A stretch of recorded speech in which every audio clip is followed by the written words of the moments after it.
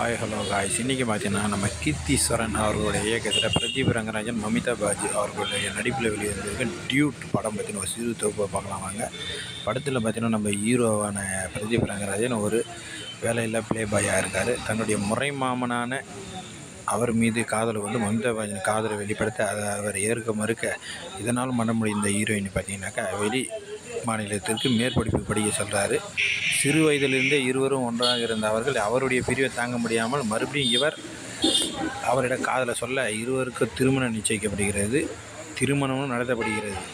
ஆனால் அந்த சமயத்தில் தான் அவர் பிரெக்னன்சியாக இருப்பது தெரிய வருகிறது.